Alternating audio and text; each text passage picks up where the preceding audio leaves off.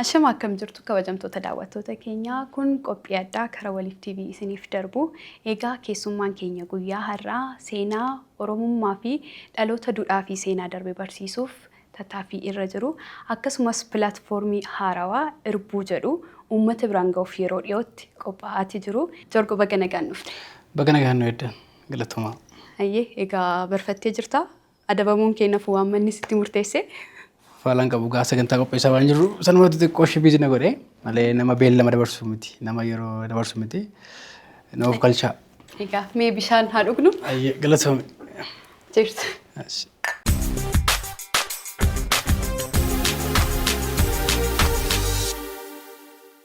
Daawwattoota keenya wajjin wal bari. Jorgoo Baqqalaa Abbisaan jedhama. Kanan dhaladhee guddadhee godina Qellem Wallaggaa Nadaallee sadii magaalaa Arsabbuuttidha. Amma kutaa 12 achumaan baradhee Yuunivarsiitii Amboon seenee hojii kalaqaa afaarran hojjechaa ture. Injiineradha. Sana biratti immoo akkuma namoonni muraasni miidiyaa irratti na beekan hojii seenessaan hojjedha. Seenaa Oromoo seenessuu barreessanii kaa'uu karaa miidiyaa hawaasaatti fiduu waan kanaan na beekuudha yaada namoonni muraasni. Kanaaf jorgoon salphaamatti kana yoo jenne gaadha. Egaa jorgooni akka seenessa seenessuu seenaa qoratu kan isa kakaasimee maali jenna? Yuunivarsiitii Amboo yeroo seenee ijoolleen gumii tokko seenutti gumii gaadasoo seenutti yeroo baay'een dubbadha. Achi keessaan anatu seenaan beeku baay'inaan warra kaanis hin beekan garuu seenaa man beeku waa'ee Oromummaa fi sabboonummaa irraa kan hafe seenaa wal dhaaluun koo sun akkan caalmaatti seenaatu jedhuuf kakaaseera. Seenaa akkan seenessus ta'e seenaa Oromummaa keessa galee waa'ee Oromoo goota hayyoota akkan barbaaduuf aadaa kana akkan hordofu kan godhe jedhee yaadu keessaa seenaa wal dhaaluudha yaada. Kanaaf seenaa wal dhaaluun kee xiiqisitti oree amma dhaloota seenaa barsiisuuf deemaa jirta jechuudha. Gara seenaa wal dhaaluudhaa gara seenaa barsiisutti. Waaw kun baay'ee wanta namatti toludha.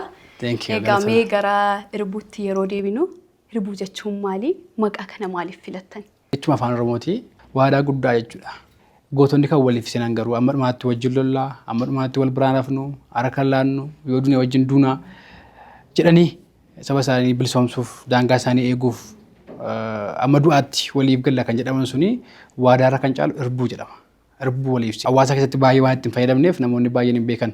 So pilaatfoormiin kunis seenaa goototaa hayyootaa namoota gurguddoo qabatee waan achi as ba'ee fi jechi waan kana madaalu yookaan ibsu waan kana wajjin wal fakkaatu jennee kan yaadne irbuudha.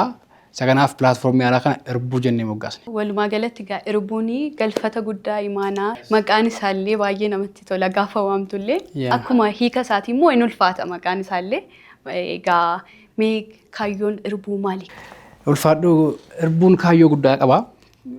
Bal'aadhallee xiiqirraa waan maddeedha. Siidaa yaadannoo goototaati. Iddoo itti gootonni seenaan isaanii barbaraan jiraatu. Goota qofa miti hayyoonni namoonni contributionii hirmaannaa guddaa saba isaaniitiif qaban patriotism jaalala biyyaa warri qaban amma warri immoo saba isaaniitiif gaarii ta'an qabeenya isaaniitiin saba gargaaraa turan garraamummaa guddaa qabanis goota qofatti hin daanga'u. Namoonni saba isaaniitiif jaalala guddaa qabaniif aarsaa guddaa kaffalanii darban iddoo isaan itti yaadatamanii fi dhaloonni iddoo isaanii wajjin wal barudha jechuudha. Irbuun dhaloota darbeef dhaloota dhufu kan walitti fidu riqicha guddaadha jechuudha. So walumaa gala irbuun egaa mana barumsaati jechuudha. Bakka teenyuti godinaalee garaagaraa keessa aadaa Oromoo jiru beekuutiif qorachuutiif bifa salphaa ta'eetiin hubachuun hin danda'ama jedhee yaada. Egaa baay'een keenya godinuma keessatti dhalannee guddannee aadaama keessa jirru qofadha kan yeroo baay'ee irra jireessaan beeknu. So kun amma bifa salphaatiin godinaalee Oromiyaa hunda keessa deemee bifa salphaatiin aadaa isaanii, duudhaa isaanii, gootota achi jiran, seenaa isaan qaban hunda argachuu hin danda'a jechuudha sirra. Sirriitti. Ammaaf kan jalqabne qabna guutuu miti. Dhugaa dubbachuudhaaf guutuu miti. Namoota muraasa taanee hojjennee amma nuti kan uummatti baasaa jirru amma hojjenneedha. Ammas maara akka agartu Arsii, Baalee, Boorana, Finfinnee jedha. Warri kun hundi isaanii Oromoodha. Garuu walirraa fagaatanii qubatanii jiru. Akka walirraa fagaatan kanaan immoo uffata aadaa mataa isaanii qabu, loqoda kan mataa isaanii qabu, seenaaf aadaa mataa isaanii qabu. Garuu Oromoodhaan dukkee iyyuu baay'inarraa kan kee walirraa fagaannee qubanneerraa achumatti afaan tokko dubbachaa afaan keenya yookaan waliin nageenya jiraachuu danda'a. Isa kanaaf Karrayyuu, Shawaa, Finfinnee, Wallagga jennee kan nuti keenya kuni Oromummaa isaanii addaan qooduuf miti. akka wal baruufidha. Oromoon Shawaaf Oromoon Booranaa akka wal baruuf waa'ee Booranaas keessatti walloo Wallagga jennee kan nuti keenyeef kuni Oromoo miti adda baasnee miti. Garuu Oromoon Wallagga jiru fagaatee qubatee jira. Walloonis daangaa jira. Warri kun akka isaan wal baraniifidha jechuudha. So Wallagga namni seenee seenaa Wallaggaa gootota isaanii maddeen turizimii achi jala jiru nyaata aadaa naannoo sana jiru aadaa faaruu. So namni tokko Boorana taa'ee Wallaggaa dhaquu yoo barbaade utuu Wallagga hin deemin dura waa'ee Wallaggaa silaa qorachuu danda'a. Wallagga gaafa seenuu immoo fakkeenyaaf Horroo Guduruu, Wallagga Ba'aa, Qellem Wallaggaa, Wallagga Lixaa jedha. Godina isaaniitiin immoo amma namni tokko Qellem Wallaggaa gaafa seenuu Qellem Wallaggaa keessa maaltu jira? Goota isaanii, hayyoota isaanii, aartistoota achi jiran, maddeen turizimii, aanolee meeqa qabdi aanaan sun? Aanaan Gidaamii nama yeroo baay'ee beekamuudha godinicha keessaa. Seenaa akkamii qabdi yoo hundoofte kan jedhu godinichaa wajjin wal qabatee jiru tokko tokkoon kan tarreessudha. Dooktar Nagaasoo Gidaadaa, Gaaddisaa Gumaa, Qellem Wallaggaa yeroo Gaaddisaa Gumaa yeroo jalqabaatiif nama xiyyaara Itoophiyaa balallisedha. Hayyoota akkamii qabdi godinichi kan jedhu. Tokkoffaa dhaloonni achi jiru ittiin boona. Oromoonni kan biraan immoo bara. Gara fuulduraatti immoo afaan Ingiliffaaf Amaariffatti hiikamee Amaariffaan jalqabameera already afaan Ingiliffaatti hiikamee addunyaan seenaa Oromoof hayyoota Oromoo qabdu akka bartudha jechuudha. So seenaan gootaa seenaan hayyoota keenyaa badee akka lafneef pilaatfoormii hojjetamedha.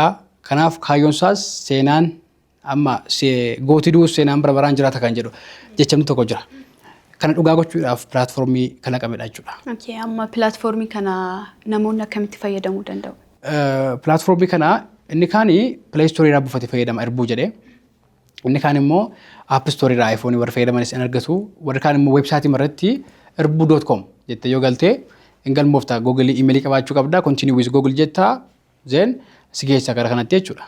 So Arsii Baalee jettee namoota barbaadde bakka barbaadde barachuu dandeessaa. Yookaan immoo gubbaa sanatti search kan jettu jira. Fakkeenyaaf Hayilee Fidaa search yoo goone Hayilee Fidaa search yoo goone Hayilee Fidaa nuuf fidaa jechuudha. Nama barbaadde search gootee fayyadamtee seenaasaa barreeffamaan viidiyoodhaan dhaggeeffachuu dandeessaa. Asirratti kan baramuu qabu firii kan goone jira. Amma kaffaltii kan barbaadus jira. Namoonni lama godina hundumarraa firiidha. Namni mi'eeffachuu akka qabu akka laalu goonerraa. Pirojektiin kun garuu akka jiraatuuf akka itti fufuu fi waggaatti kaffaltii kaffaluu qabna. Sarvariidhaaf akkuma saatalaatii jechuudha. Sarvariidhaaf kaffaluu qabna. Wanti nuti fufuudhaa fi ummati kun itti hirmaachuu qaba kan jedhu amma namni kana kaffalu amma subscribe gaafa jedhu subscribe gaafa jedhu kaffaltiitti geessa. Qarshii xiqqoo kaffalanii waan kana kallattii teeleebiriis ta'u baankiidhaanis kunoo kaffalanii waan kana jiraachisuu qaba ummati kun nu faana jechuudha. Isa kanaaf birrii goone seenaa barachuudhaaf tola haa ta'uyyuu malee seenaa barachuun tola barsiisna seenaa. Garuu weebsaayitiin kun pilaatfoormiin kun akka jiraatu gochuudhaaf kaffaltii waggaatti kaffallu waan qabnuuf namni waan kana fayyadamu waggaatti qarshii tokko itti kaffala. Qarshii 200 ta'uu danda'a, 100 ta'uu danda'a. Isa kana ganaan murteessinaa. Qarshii tokko kaffalee waggaa guutuu fayyadama waan asirra jiru. Waggaatti ammas dooneet gochaa waan kana wajjiniin yoo jiraachisne malee ispoonsarii dhuunfaan mun jirreetti rakkisaadha. Isa kanaaf kaffaltii xiqqoo ni qabaata. Asumaan kaffaltiin akkuma kaffalii raawwateeni gara sanatti deebi'ee fayyadamuu jalqabaa jechuudha. Gara pilaatfoormii sanaa seenee seeraan. Waan hunda isaa banamaa fi ta'a waan jiru hunda isaa kan sa'aatii waggaa tokkoo fi jechuudha. Garuu jalqaba irratti kaffaltii xiqqoo kaffaluun dirqamadha. Isa kana asumaan akka nu hubatan barbaanna. Maaliif pilaatfoormiin kun jiraachuu qaba. Akka itti fufuuf waggaatti kaffaltii sarvarii kaffalee itti fufuudhaa fi dirqama qarshii jenereet gochuu qaba. Isa kanaaf kaffaltii xiqqoo uummati kaffaluu qaba. Doneeshinii illee qaba. Doneeshin kan jedhutti bu'ees qarshii nama barbaade waan kanas deeggaruu danda'a. Kanaaf walumaa gala irbuun kana fakkaatti gumaacha dhalootaati. Kennaa goone ilaalinirraa fayyadamaa jenna. Kennaa keessan fudhanneerra. Ulfaadha. Hundumtuus akka fudhatan abdii qabna.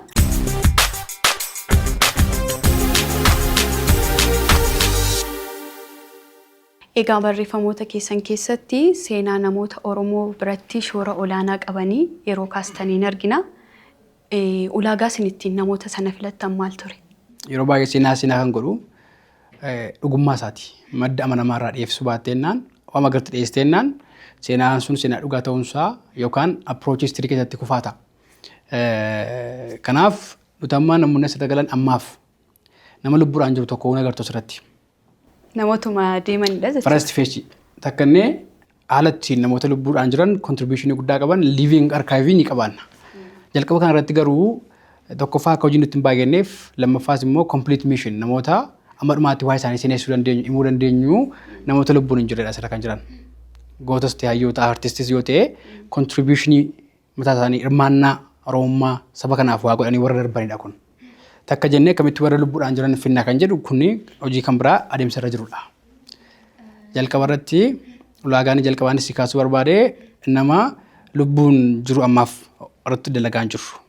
Warra lubbuun hin jirre immoo ni jalqabaa kitaabni waa'ee isaanii barreeffame yoo jiraate gaariidha. Galtee nu ta'a.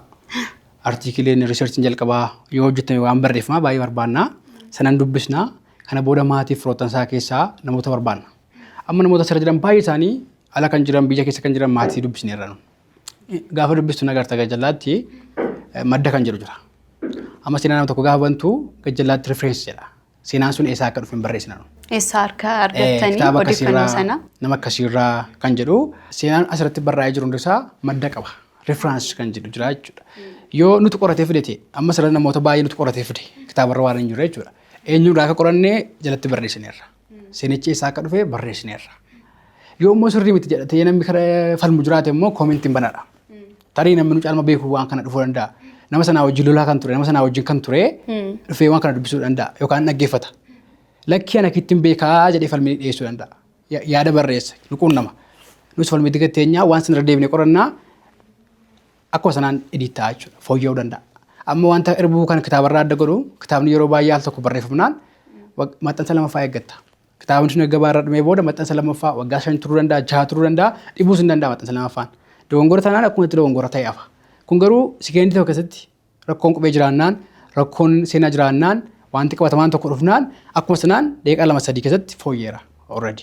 Silkii nama daqiiqaa 2 keessatti fooyya'uu danda'a sa'aatii barbaanne fooyyessuu dandeenya.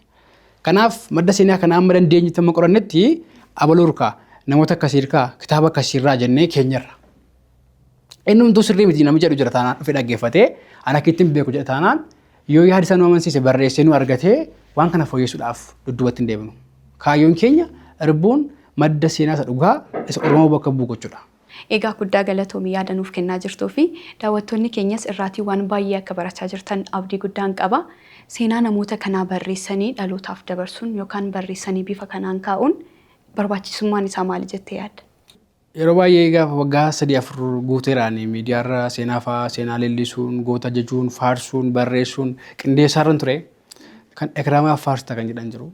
Nama du'e nama jiru xiyyeeffadhu kan jedhan jiru. Yaa nama jirus galateeffachuun gaariidha. Amma fakkeenyaaf namni du'e kun gaafa yookaan namni lubbuun hin jirre kun har'a dooktar Hayilee Fidaas ta'u Baaros ta'u Jaarraas ta'u Elemoos ta'u gootuma kanaan dura aarsaa kaffalan jenne yaan Abdiisaa Baalchisaas ta'u kontribuushinii qaba hirmaannaa qaba jennee yeroo waa isaanii kaasnu namni kun dhageenuun galateeffatu. Maal gochaa jirraa dhaloonni keenya daa'imman keessumaa umurii ijoollummaarra kan jiranii waan nuti jajnu ta'uu barbaadu. Amma hawaasa keessa dooktarii ta'uu barbaada uummate. Maaliif dooktariin guddaa waan ta'eef. Dooktar abaluu jechaa waan oolluuf dooktarii jechaa waan oolluuf daa'imni dooktariin taa'edha. Paayileetiin taa'edha. Wanta nuti jajuu barbaada. Amma nuti tarii namni jaalala biyyaa qabaatu jiraachuu qaba. Biyya kanaaf namni lolu yoo lolu jiraate. Biyya kana ayyummaadhaan namni gargaaru yeroo isaa aarsaa godhee dhaloota kana jijjiiruudhaaf nama hojjetu jiraachuu qaba.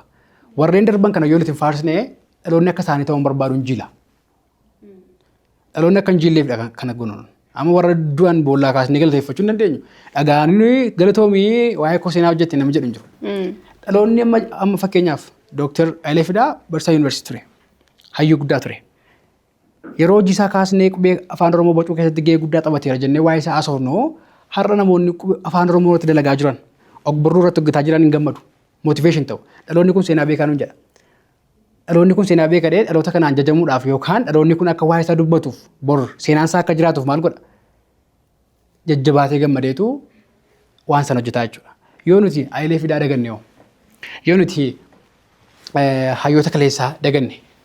Hojiin isaaniis wajjin dagatamaa jira. Dhaloonni kun seenaan beeku waan ta'eef an kanatti dhimmuun qabu jedhee aarsaa saba kanaaf namni kaffalu dhibaa deema.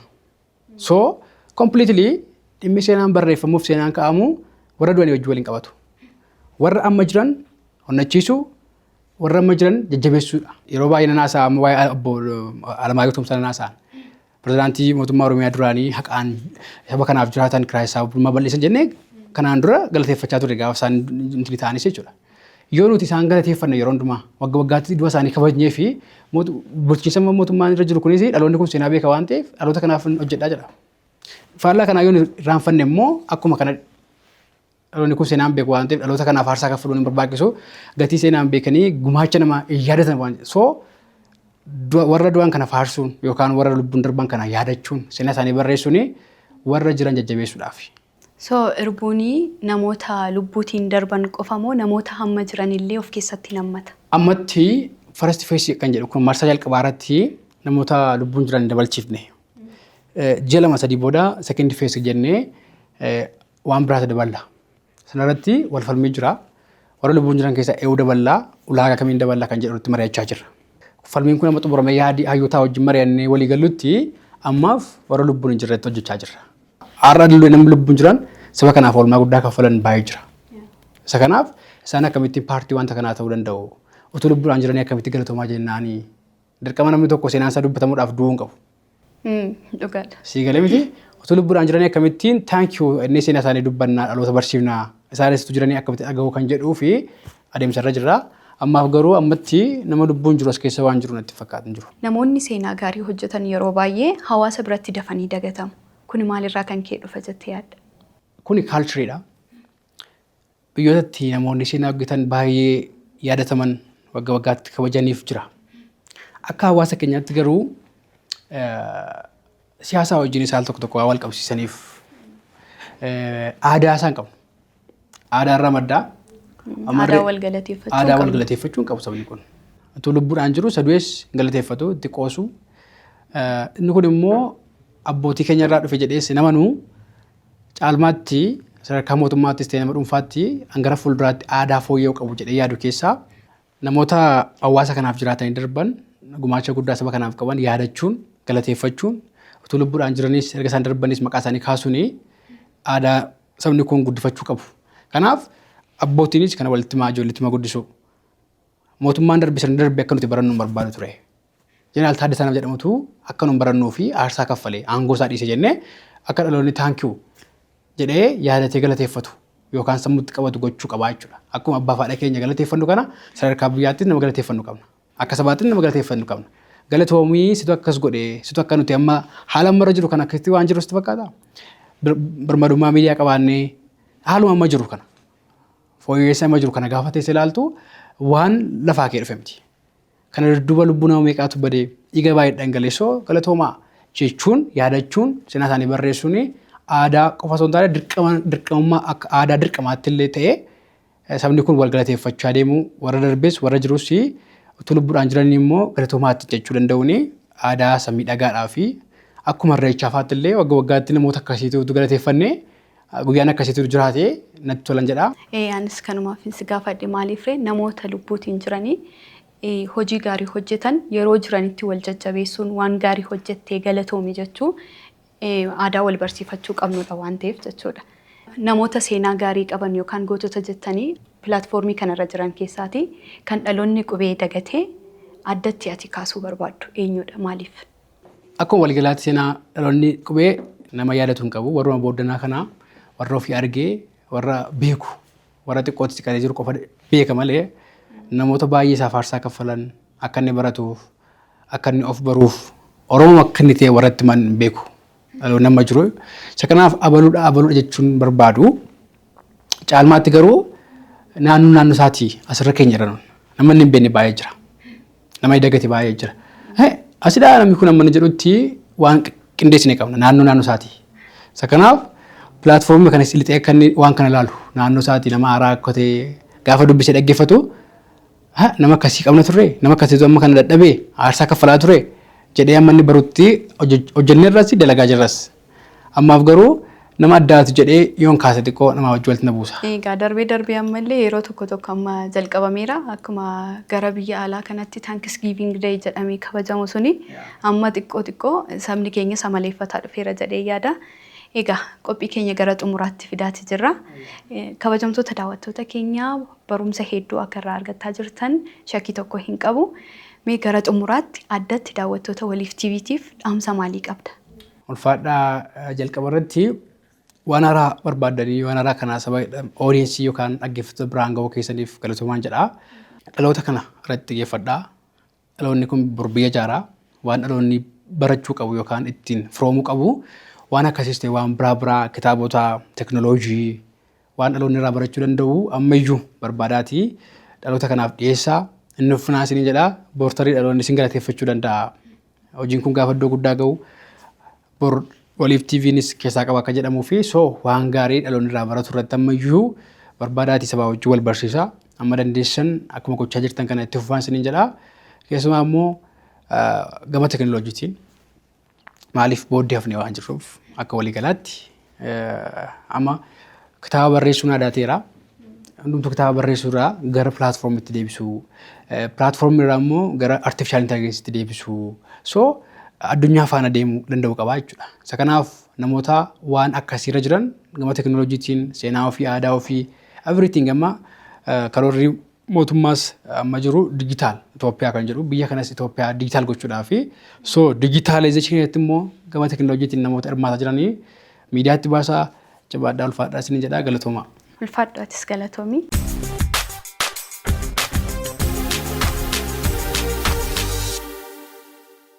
Egaan kabajamtoota daawwattoota keenyaa qophiin keenya addaa irraaf qabannee dhiyaanne kana fakkaataa ture waan baay'ee akka irraa barattan shakkii tokko hin qabu. Egaa waa'ee irbuu irratti odeeffannoo guutuu argattaniittu jedheen abdadha. Asumaan gootota namoota waan gaarii hawaasa keessatti dalagan akka galateeffannu akka aadaa godhannu isiniin jecha an qopheessituun qophii kanaa Maartaa Margaan ture. Ogeessi kaameraa keenya Oliyaad Badhaasaati. Nagaatti.